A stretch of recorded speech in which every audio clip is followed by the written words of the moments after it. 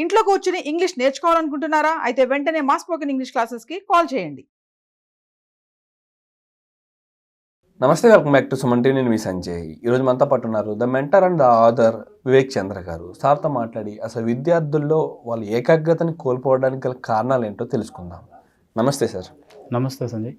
Sir, స్టూడెంట్స్లో focus అనేది miss అవ్వడానికి గల కారణాలు ఏంటంటారు? అసలు దాని గురించి మాకు కొంచెం బ్రీఫ్గా వివరిస్తారా? ఎగ్జామ్స్ సీజన్ అనగానే, విద్యార్థులకు ఎగ్జామ్స్ అనగానే మెయిన్ థింగ్ ఏకాగ్రత అనే వర్డ్ అకాడమిక్ ఇయర్ బిగినింగ్లో గుర్తు కొంచెం తక్కువగా వస్తుంది, ఇంపార్టెన్స్ తక్కువగా ఉంటుంది. పేరెంట్స్ కమ్యూనిటీలో కానీ, టీచర్స్ కమ్యూనిటీలో కానీ, స్టూడెంట్స్లో, యువతలో ఎవరైతే ప్రిపరేషన్ ఎగ్జామ్స్కి ప్రిపేర్ అవుతున్నప్పుడు మాత్రమే ఏకాగ్రత అనేది గుర్తొస్తుంది. అప్పుడు నాకు ఉందో లేదా, నేను ఏకాగ్రత దెబ్బతింటుంది, నా ఫోకస్ దెబ్బతింటుంది, కాన్సన్ట్రేషన్ దెబ్బతింటుంది, ఇవంతా కూడా ఈ వర్డ్స్, ఈ పదజాలం అంతా కూడా వస్తూ ఉంటుంది. సో ఏకాగ్రతను మనము మనలో ఒక వ్యక్తిలోని ఏకాగ్రత దెబ్బతీయటానికి ఇందాక మనం అనుకున్నట్టుగా నేటి ఈ స్మార్ట్ యుగంలో చాలా విషయాలు ఉన్నాయి. సో మీరు చూస్తూ ఉన్నారు కదా, నా వీడియోస్ చూస్తున్న వాళ్ళందరూ కూడా ఒక వర్డ్ను ఇలా రాయటమే కాకుండా అప్పుడప్పుడు ఇలా కూడా రాయండి అని చెప్తూ ఉంటాను. అయితే ఒక స్టెప్ చెప్తాను. స్టెప్ అనే వర్డ్ మనకు మీరు రాసుకోండి. స్టెప్ అనే వర్డ్ మీరు రాసుకున్నప్పుడు ఏంటంటే STEP. ఏకాగ్రత దెబ్బతింటానికి లేదా ఫోకస్ ఏకాగ్రత లోపం అనేది ఒక వ్యక్తిలో, ఒక స్టూడెంట్లో స్టార్ట్ అవ్వటానికి లేదా అలా ఫీల్ అవ్వటానికి రీజన్ ఏంటంటే, స్టెప్లోని ఫస్ట్ లెటర్ ఎస్ అనండి. ఎస్ అంటే ఏంటంటే స్ట్రెస్.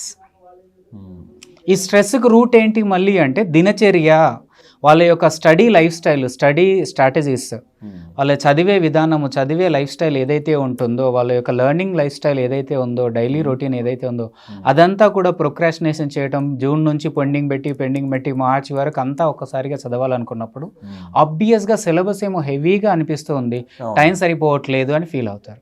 ఆ ప్రెజర్ ఏమవుతుంది, స్ట్రెస్గా మారిపోతుంది. ఎగ్జాక్ట్లీ, స్ట్రెస్గా మారిపోతుంది. నెక్స్ట్ మనం తీసుకుంటే ఏంటంటే టెక్నాలజీ. మీరు టెక్నాలజీని బాగా అబ్జర్వ్ చేయండి. టెక్నాలజీ అనేది కరెక్ట్గా వాడుకున్న వాళ్ళకి అద్భుతం, అదొక ఎసెట్.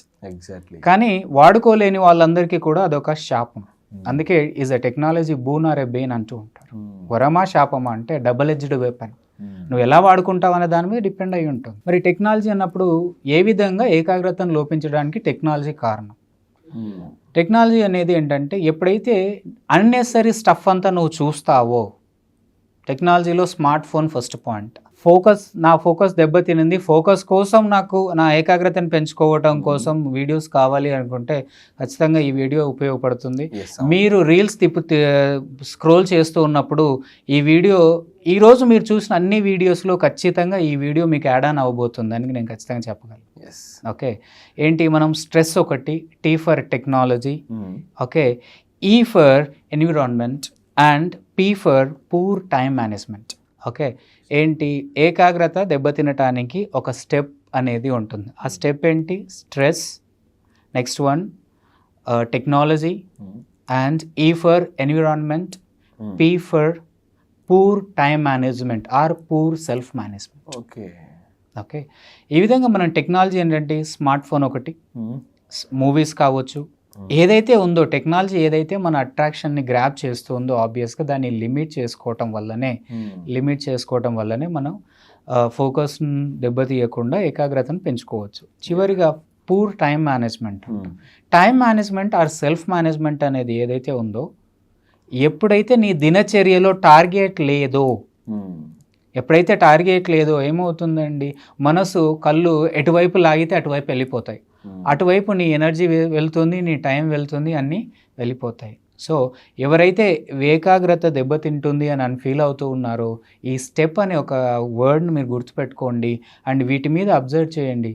ఖచ్చితంగా దీని నుంచి మీరు ఎప్పుడైతే లిమిట్ చేస్తారో, ఈ స్టెప్ని లిమిట్ చేస్తారో, అంటే ఏంటి, స్ట్రెస్ లెవెల్స్ని తగ్గించుకోవాలి అంటే రూట్ కాజ్ను ఫైండ్ అవుట్ చేయటం, టెక్నాలజీని దేంత వాడుకోవాలి అంతే వాడుకోవటం, అదేవిధంగా ఎన్విరాన్మెంట్ అన్నాం కదా, మీరు మీ చుట్టూ వాతావరణము, సాంగత్యం కావచ్చు, మీ ఫ్రెండ్ సర్కిల్ కావచ్చు, మీ ఇంట్లో వాతావరణం ఎలా ఉంది, చదవడానికి ఉపయోగపడేలా ఉందా లేదా నిశ్శబ్దంగా ఉందా, నాయిజీ ఉందా, అంటే వాతావరణం అనేది చాలా ఇంపార్టెంట్. అందుకే మీరు ఎంచుకునే వాతావరణాన్ని బట్టి కూడా మీ లైఫ్ స్టైల్ ఉంటుంది అంటారు. ఎగ్జాక్ట్లీ ఒక ఫ్యూ మినిట్స్ నుంచునే ప్లేస్ కానీ కూర్చునే ప్లేసే మనం మూడ్ని డిసైడ్ చేస్తాం. ఆబ్వియస్గా అలాంటప్పుడు మనం ఇంత ఫోకస్గా చదవాలి అంటే ఖచ్చితంగా మన చుట్టుపక్కల ఉన్న వాతావరణం మనకు అనుగుణంగా ఉండాలి. రైట్. మీరు అన్నట్టుగా ఒక్క 2 నిమిషాలు నిలవలేని లేదా కూర్చున్నదే మన మూడ్ని డిసైడ్ చేస్తుంది అన్నప్పుడు మన జీవితాన్ని డిసైడ్ చేసే చదువుకు మనం ప్రిపేర్ అవుతున్నప్పుడు మన చుట్టూ వాతావరణంని ఎన్విరాన్మెంట్ని ఎలా ఉంచుకోవాలి,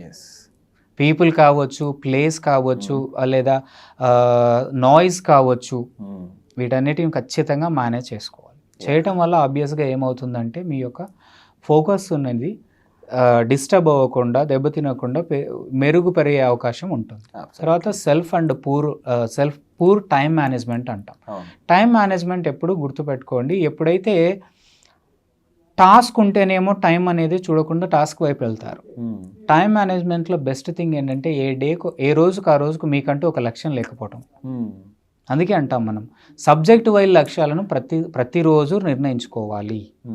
ముందు రోజు రాత్రే పడుకోవడానికి ముందు రేపటి ఏ సబ్జెక్టు ఎప్పుడు ఎంత చదవాలి అని మీరు డిసైడ్ చేసి పెట్టుకోండి. ఆబ్వియస్గా మీ టైం మేనేజ్మెంట్ అనేది అటువైపు ఉంటుంది.